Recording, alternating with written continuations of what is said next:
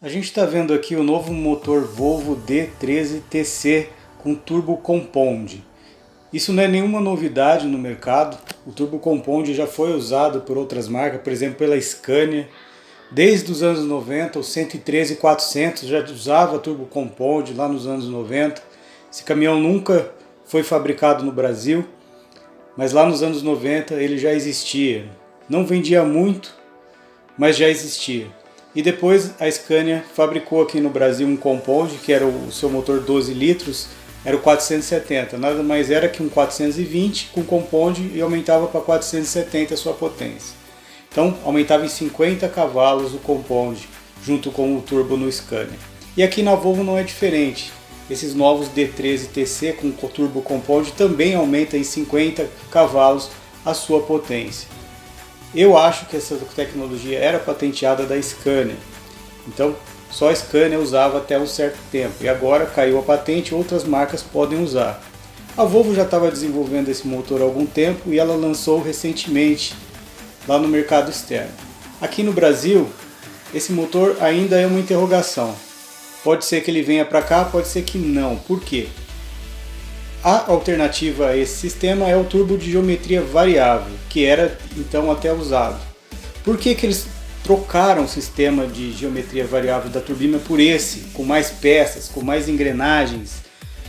Por confiabilidade. Os turbos de geometria variável eles não são muito confiáveis, eles duram pouco, eles precisam de mais manutenção, troca.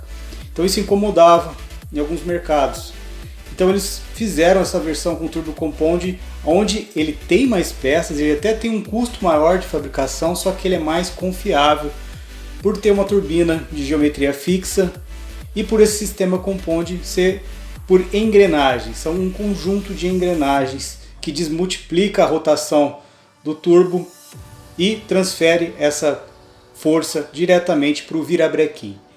Então um dos pontos é esse, ser confiável, e a Volvo diz que esse turbo consegue funcionar por mais de 1 milhão de quilômetros. Então é um turbo bem confiável segundo eles.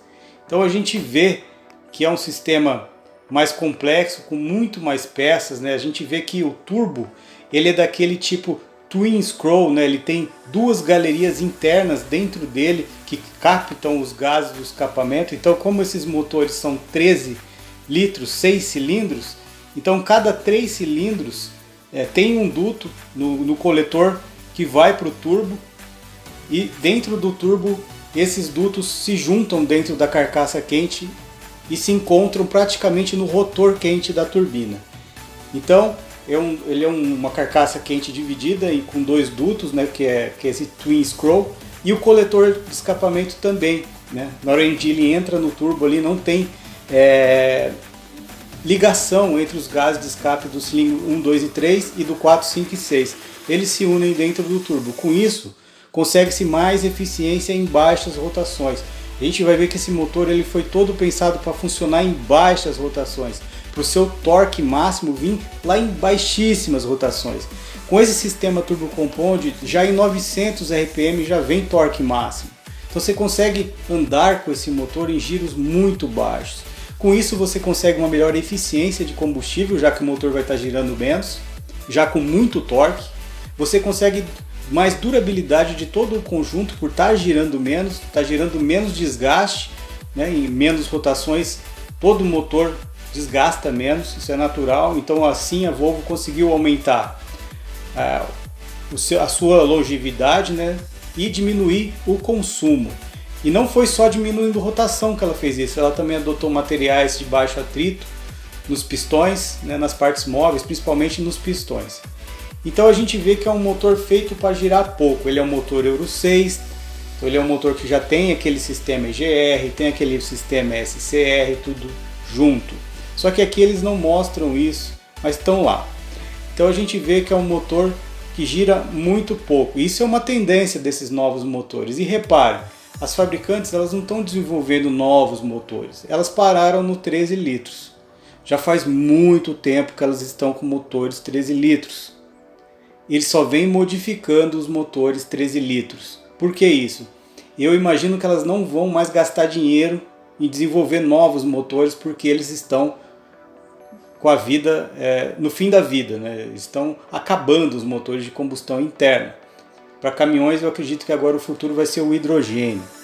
Então eu acho que eles vão empurrando esses motores até onde eles conseguirem. E a Volvo partiu para esse lado aqui de diminuir ao máximo as rotações do motor com o maior torque possível para diminuir consumo e aumentar a sua vida útil. A gente vê também que ele tem uma nova câmara de combustão no pistão. Então, aqui a Volvo, para aumentar a sua eficiência, ela não mexeu na pressão do Common Rail, né? Esses motores já há muito tempo usam aquele duto único de alta pressão de injeção. Aqui não é diferente, continua daquele jeito. Mas ela modificou a câmara de combustão do pistão. Motores diesel, injeção direta, a câmara de combustão fica no pistão. Então a gente vai ver que tem pequenas câmaras, são 7, porque os bicos injetores agora eles borrifam em 7 jatos, né? Borrifam 7 posições equidistantes. Então a gente vai ver que no pistão tem ressaltos com pequenas câmaras, né? No caso 7, para casar com o bico. Então o bico vai esguichar exatamente no centro daquelas pequenas câmaras do pistão. Com isso você consegue uma melhor eficiência na mistura ar-combustível no momento da combustão. Então você consegue menos turbulência dessa forma, mais eficiência e menos produtos nocivos, né? Já que esses motores têm que atender Euro 6.